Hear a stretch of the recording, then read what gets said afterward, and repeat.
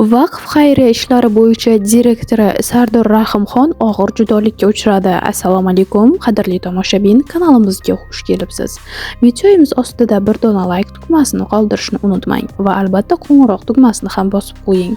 Sobiq xonanda Sardor Rahimxonning onasi vafot etdi. Bu haqda O'zbekiston musulmonlari idorasi xabar berdi. O'zbekiston musulmonlari idorasi jamoasi Sardor Rahimxonning onalari vafoti munosabati bilan chuqur ta'ziya izhor etadi. Alloh taolo marhumani o'z mag'firatiga olsin, deyiladi idora xabarida. Eslatib o'tamiz, sobiq xonanda va Yurak Amri xayriya fondi faoliyati bo'yicha ko'pchilikka tanish bo'lgan Sardor Rahimxon joriy yilning 1-noyabr kuni Vaqf fondi rahbari o'rinbosari Vaqf xayriya ishlari bo'yicha direktor lavozimiga tayinlangan edi. Kanalimiz nomidan marhumaning oila a'zolari va yaqinlariga hamdardlik bildiramiz. Kuni kecha xonanda o'z bergan intervyusida san'atni tark etganimdan bir zum ham afsuslanmadim. Sardor Rahimxon o'zgargan hayotiy qarashlari va avj olayotgan firibgarlik haqida ham gapirib o'tdi. 2019-yilda san'atni tark etgan, keyinchalik Yurak Amri insonparvarlik loyihasiga asos solgan hamda 2023-yilning kuzidan 2026-yilning fevral oyiga qadar Vaqf xayriya jamoat fondi rahbar o'rinbosari va fondning xayriya ishlari bo'yicha direktori lavozimlarida faoliyat yuritgan sobiq xonanda Sardor Rahimxon o'zining YouTube kanalida intervyu berdi. Suhbat chog'ida u hayotiy qadriyatlarning o'zgarishi, ijodga qaytish-qaytmasligi, pulga bo'lgan munosabat hamda sun'iy intellekt orqali qilinayotgan firibgarliklar kabilar haqida batafsil to'xtalib o'tdi. Ilgari hayotimda muhim deb bilgan narsalar bugun o'z ahamiyatini yo'qotgan. Ilgari hayotda muhim deb o'ylagan, lekin bugungi kunda ahamiyat qolmagan narsalarim juda ko'p. Avvallari juda ko'pchilik odamlarning gapiga e'tibor berardim. Har bir fikrga javob qaytarishga urinardim. Menga nisbatan bildirilgan munosabat va o'zgalarning qarashlari albatta ta'sir qilmay qolmasdi. Alhamdulillah bu bosqichdan o'tib oldim. Hozir kim nima deyishining ahamiyati yo'q. Qolaversa, oldin kiyim-kechakka juda o'ch edim. Dabdabali, qimmatbaho joylarda bo'lishni, nufuzli va vakolatli insonlar davrasida yurishni xohlardim.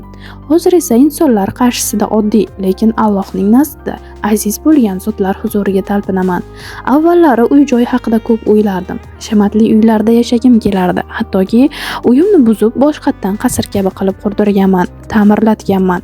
Hozir esa bu moddiy narsalar mutlaqo muhim emas. Sardor Rahimxon san'atni tark etgandan so'ng yana ijodga qaytishni o'yladimi? Bunday niyat bo'lmagan, bundan keyin ham bo'lmaydi.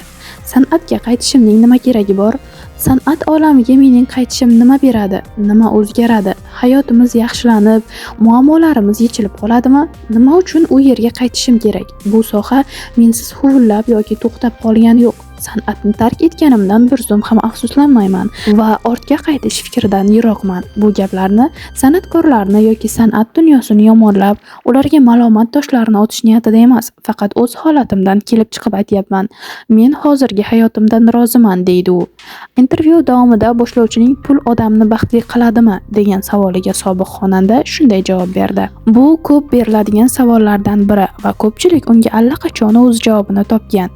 Pul odamni baxtli qilish haqidagi mavzuga chuqurroq yondashishga to'g'ri keladi. O'zi pul nima? Pul inson uchun bir sinov va shaytonning eng katta qurollaridan biridir.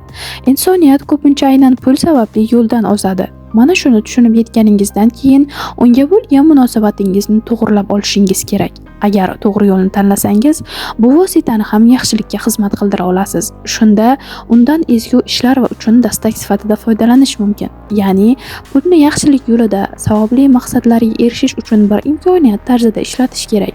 Shu nuqtai nazardan agar to'g'ri qo'llansa, pul baxt keltira oladi. Buni ko'p misollar orqali ko'rish mumkin. Puli va imkoniyati bor insonlarning qanday zalolatga yurgani-yu, boshqa bir boy insonlarning qanday xayrli va savobli amallarni qilayotganini bunga misol qilib keltirish mumkin. Alisher Usmonov menga odamlarga taqsimlab berishim uchun katta pul bermagan. Firibgarlarga ishonmang. Sun'iy intellekt shu darajada rivojlanib ketdiki, unda firibgarlik yo'lida ham foydalanishyapti. Qanday qilib yolg'on narsalarni yasab, odamlarni aldash va shuning orqasidan topilgan pullar bilan hayot kechirish mumkin. Buni tasavvur qilish qiyin. Astag'firulloh, bu dahshat-ku. Go'yoki men Alisher Usmonovning vakili emishman va u menga xalqqa taqsimlab berishim uchun pul qoldirganmish. Qanday qilib bunga ishonish mumkin? Mayli, uni yasagan firibgarlar bir chetda tursin, lekin shu gapga ishonib chuv tushib pul tikishning o'zi xatoki. Bu ham aslida nafsga qullikdan, oson bo'lish istagidan kelib chiqadi. Taklif qilinayotgan narsaning o'zi qimor va firibgarlik bo'lsa, yana unga aldanib qolib menga sizning gapingizga ishonib pul jo'natgandim, endi nima qilay deb yozadigan odamlarga hayron qolaman. Hammaga asqatadigan bir tavsiyam bor. Buni yaqinlarimga ham doim aytib kelaman. Oson va tez boyib ketish usuli yo'q. Bu gapni dasturamal qilib miyangizga quyib oling. Agar kimdir sizga tez va oson boyishni taklif qilayotgan bo'lsa, bilingki, bu yerda aniq yolg'on bor. Sizni aldashyapti. Zamon shu qadar rivojlanyaptiki, haqiqat bilan yolg'onni ajratib bo'lmaydigan holatga kelib qoldik. Texnika taraqqiyoti tufayli ovozimizdan tortib ko'rinishimiz va hatto mimikalarimizgacha soxta videolarni yasab berishyapti. Shuning uchun, aziz yurtdoshlar, sal pishiq, puxtaroq bo'ling. Tez va oson boyiyman deb shoshilib, so'ng aldanib qolmanglar.